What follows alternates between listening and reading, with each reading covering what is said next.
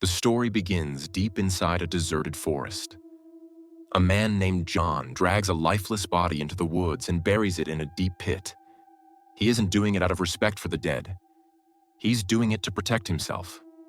In this ruined world, leaving a rotting corpse behind is like inviting death to your doorstep. After finishing the job, John heads back to his small farmhouse. He repairs the house and sets up a series of traps around the property, making sure he'll know the moment anyone, or anything, gets too close. As night falls, John loads his rifle, lights a lantern, and seals the house from the inside. Sitting alone in the darkness, he tries to escape the painful memories that haunt him. His wife is gone, and the crushing loneliness is slowly eating him alive. The next morning, John goes back to his daily routine. Suddenly, he feels someone touch his shoulder. Instantly, he spins around and points his rifle. But there's no one there. After scanning the area, he convinces himself it was just his imagination. But in a world that's already fallen apart, the line between paranoia and real danger is razor thin, and John knows that better than anyone. The loud clang of one of his metal traps jerks him awake. Without wasting a second, he grabs his rifle and knife before cautiously stepping outside. To his surprise, it isn't a monster or a raider caught in the trap. Instead, he finds an elderly woman tangled in the wire, while a young girl stands nearby, trembling with fear. John immediately aims his gun at them. In a world like this, trusting strangers is the fastest way to get yourself killed. The woman's name is Catherine, and the girl's name is Milia. With a shaky voice, Catherine begs John to believe they mean no harm. They just need a safe place to spend the night. But whatever compassion John once had disappeared long ago. To him, every stranger is a potential threat. Trying to prove their desperation, Catherine pulls a few valuable pieces of jewelry from her bag, hoping they might convince him to help. But in a world where people would kill for a single piece of bread, gold and silver have become completely worthless. After thinking for a moment, John lays down a condition that leaves both women speechless. He tells them that if they want shelter, Milia will have to stay under his constant watch. For Catherine, it isn't an easy decision. But the harsh reality of the world leaves her with no choice. She reluctantly agrees, promising they'll stay for only one night. John finally lets them inside, though he doesn't lower his guard. He seats them in one corner of the room, watching every move they make. Then he takes all of their belongings outside and throws them far away from the house, eliminating any possible risk. When he returns, he searches both of them thoroughly but finds no weapons. Even so, his finger never leaves the trigger. A little while later, John gives them some food. The mother and daughter haven't eaten in days, and they devour every bite without hesitation. Afterward, John sends Catherine into another room to get some rest. Milia and John barely exchange a word, but in the silence, they begin to understand each other. Milia realizes that beneath John's cold and hardened exterior lies a man carrying unimaginable pain. And John slowly begins to see that these two women aren't his enemies. They're simply trying to survive. The next morning, the atmosphere feels noticeably different. John serves them another meal, and this time, Catherine carefully tries to start a conversation. John doesn't give much of an answer. To him, survival matters far more than emotions. A little later, something completely unexpected happens. Milia walks up to John carrying water and supplies. John immediately goes on alert, convinced it could be some kind of trap. He stays on his feet, watching her every move with extreme caution. But Milia has no hidden agenda. Seeing how exhausted and neglected he looks, she simply wants to help. After spending months alone, John had stopped caring about himself. That small act of kindness feels almost unfamiliar to him. Catherine and Milia decide not to leave right away. They realize John's house is far safer than the dangerous forest outside. Surprisingly, John doesn't seem eager to send them away either. But in this ruined world, peace never lasts for long. None of them realizes that their real nightmare is only just beginning. As the days pass, Catherine and Milia continue living at John's house. Together, the three of them spend their days working in the fields and taking care of the property. For the first time in a long while, John begins to believe he's found people he can finally share a peaceful life with. But Catherine has something entirely different in her mind. The more she looks at John's secure home, thriving crops, and stockpile of food, the greedier she becomes. She starts thinking that if all of it belonged to them, their lives would be much easier. Driven by that thought, she secretly shares a dangerous plan with Milia. At first, Milia strongly refuses, but after constant pressure from her mother, she reluctantly gives in. Late one night, while the house is silent, Milia quietly sneaks over to John's rifle and tries to sabotage it. Once she's finished, she slips back to her room. But instead of feeling relieved, guilt and anxiety begin eating away at her. The next day, John is busy working in the fields while Catherine watches him from a distance, patiently waiting for the perfect moment to put her plan into motion. Then everything changes in an instant. John suddenly realizes Milia is nowhere to be found. Without wasting a second, he rushes out to search for her. Meanwhile, Milia has wandered down to the riverbank, completely unaware that someone is secretly watching her from afar. Within moments, she's caught in a terrifying situation and doesn't even get the chance to scream for help. By the time John and Catherine come running to the river, it's already too late. All that's left are signs of a violent struggle. Lying on the ground is one of Milia's shoes, a chilling clue that something terrible has happened. The moment Catherine realizes her daughter has disappeared, she panics. In an instant, all her greed and selfish plans mean nothing. Pushing through the dense forest, John finally reaches an open clearing. He moves carefully, crouching through the tall grass as he scans the area. He's certain Milia is somewhere nearby. He reaches for his rifle, and his face turns pale. The one thing he trusted more than anything else has become completely useless. He instantly realizes that someone sabotaged his gun. His greatest lifeline has been taken away, but there isn't a second to waste. Milia's life is on the line, and John charges forward without hesitation. Out of nowhere, a gunshot shatters the silence. The attack is so sudden that John doesn't even have time to react. The bullet hits him, and he collapses to the ground, badly wounded. Hidden a short distance away, the shooter assumes the job is done and slowly walks in to finish what he started. But John isn't the kind of man who gives up. The moment he sees an opening, he strikes back with everything he has. In just a few seconds, the tables turn, and the hunter becomes the hunted. The immediate danger is over, but John's condition is getting worse by the minute. Catherine and Milia struggle to carry him back to the house, doing everything they can to keep him alive. After hours of treating his wounds, his condition finally begins to stabilize. As soon as John regains consciousness, his mind goes straight to his damaged rifle and the missing ammunition. The anger he's been holding inside comes rushing back. He's convinced that the very people he gave shelter to have betrayed him. Whatever trust he had left is now completely gone. From that moment on, he decides to keep both women under constant watch. Even though they're living under the same roof, an invisible wall now separates the three of them. John's wound is too severe for him to handle everything on his own. With no other choice, he allows Catherine and Milia to move around outside. Little by little, the mother and daughter take over every responsibility.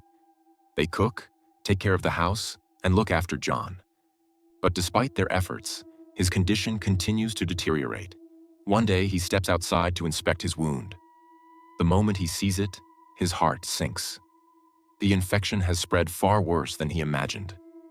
For the first time, John realizes he may not survive this one. Defeated and desperate, he finally asks the two women for help. It's a huge change for a man who has never trusted anyone. Milia immediately begins caring for him without hesitation. Catherine, however, is thinking about the future. She believes that if John dies, the house and everything inside will belong to them. But Milia has changed. She genuinely wants to save his life, no matter what. Slowly, her compassion begins to influence Catherine as well. When the two women check on John again, they find him in even worse shape. So they stay by his side all night, refusing to leave him alone. When John opens his eyes again, the first thing he sees is Milia and Catherine still watching over him. For the first time in years, he realizes that someone actually cares whether he lives or dies. Day by day, his strength begins to return. Once he's fully recovered, he walks outside and notices something unexpected. While he was bedridden, the fields had been well maintained. Milja and Catherine had worked tirelessly to protect the crops. As time passes, the atmosphere inside the house begins to change. The fear and suspicion that once filled every room slowly give way to understanding, and even a sense of family. One night, John suddenly wakes up. The fire inside the house is dying, and they're out of firewood. Quietly, he heads outside to gather more logs. While collecting wood, he notices a faint light flickering deep in the forest. In this broken world, a light in the middle of the night is almost never a good sign. Without wasting a second, John rushes back to the house and wakes Milja and Catherine. Within minutes, the three of them finish getting ready. They lock every door, cover every window, and wait in complete silence for whatever is lurking outside. Every now and then, the snap of dry branches echoes through the night. Other times, it sounds like something is slowly circling the house. No one gets a moment of sleep. At sunrise, the strange noises finally stopped. Thinking the danger might be over, John carefully steps outside. But what he finds is nothing short of a nightmare. Their entire crop has been destroyed. Months of hard work, their food supply, and every bit of hope they had has been wiped out overnight. John immediately realizes this wasn't the work of an ordinary animal. Whoever did this wasn't just trying to cause damage. They were trying to break them with fear and starvation. The three of them do their best to stay strong, but as the days pass, hunger takes a brutal toll on John and Catherine. Some days, they barely have the strength to stand. One morning, Catherine quietly begins packing her belongings. She believes they might have a better chance of surviving if they leave and search for somewhere safer. She asks Milja to come with her, but Milja refuses without hesitation. She isn't willing to abandon John in his condition. For her, this isn't about repaying a favor anymore. Over the past few days, they've built a bond of trust that she's not ready to break. Hearing Milja's words, Catherine falls silent for a moment. She realizes her daughter isn't the same frightened girl she once was. In the end, Catherine decides to stay with them. One day, she takes John deep into a quiet part of the forest. Sitting beside him, she finally opens up about her fears and the hopelessness that's been consuming her. She admits she's starting to believe there's no hope left, but John refuses to give up. He tells her that as long as they're still breathing, the fight isn't over. By now, Catherine has grown so weak that every single day feels like a battle. Eventually, she takes her final breath. John buries her in a peaceful corner of the forest. On his way back, he suddenly hears a strange sound. At first, he assumes it's another wild animal nearby. He raises his rifle and carefully follows the noise. But when he reaches it, he's met with something completely unexpected. After sitting empty for days, one of his traps has finally caught an animal. John just stands there, frozen. Instead of feeling joy, he's overwhelmed with heartbreak. The food they had desperately prayed for arrived only after Catherine was gone. He carries the animal back home, and for the first time in what feels like forever, the smell of cooked food fills the house. As night falls, John and Milja sit together in silence, each lost in their own grief. Then Milja tells John something that reignites the hope he had almost completely lost. They realize that a new beginning may be waiting for them. For the first time in a long while, John believes their future isn't over after all. But the very next morning, everything changes. As they step outside, they notice movement in the distance. Several strangers are making their way through the forest, heading straight toward them. One look is enough for John to know they aren't coming with good intentions. He immediately realizes that danger has finally reached their doorstep, and this time, he isn't just fighting for himself, he's fighting for his family. Terrified, Milja rushes back inside the cabin, quickly gathering whatever she can. Outside, the situation is getting worse by the second. The attackers are closing in, spotting clear signs that someone has been living there. It doesn't take long for them to figure out that someone is trying to escape. Their attention instantly shifts to Milja. She runs deep into the forest with several men chasing after her. Meanwhile, John knows that if he doesn't act now, they'll catch her within minutes. So he steps out into the open, deliberately drawing all of their attention to himself. His plan works. Most of the attackers abandon the chase and turn toward John, giving Milya the chance she desperately needs to get away. But the fight is nearly impossible. John battles with everything he has, refusing to back down. Yet the enemies greatly outnumber him. After a long and brutal struggle, he's badly wounded, and his strength slowly begins to fade. Even then, there's no fear on his face. He's at peace, knowing he bought Milya enough time to escape. Meanwhile, Milya keeps running without ever looking back. She knows that stopping would mean losing everything.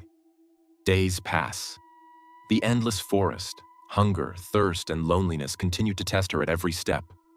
But she has one powerful reason to keep moving forward. The new life is growing inside her. For that child, she faces every hardship without giving up. After wandering for days, she finally sees the edge of the forest. For the first time in what feels like forever, hope appears on the horizon. Slowly, she makes her way toward it and eventually reaches a secure border checkpoint. The moment she sees the soldiers, she stops. She knows there's no reason to run anymore. Slowly, she lays down her weapon and surrenders peacefully. The soldiers approach with caution, and one female soldier notices how exhausted and injured Milya is. She gently asks what happened. Through tears and broken words, Milya tells her entire story. How she lost the people she loved, how she survived a forest filled with death, starvation, and fear, and how she's carrying a new life inside her. After hearing everything, the soldier reassures her that she's finally safe and has nothing left to fear. Those words bring tears to Milya's eyes. And with that, this heartbreaking yet deeply hopeful story comes to an end. If you enjoyed today's recap, don't forget to like and share the video. Subscribe to the channel and turn on the notification bell for more incredible movie recaps. And let us know in the comments, which movies should we cover next? Thanks for watching, and I'll see you in the next story.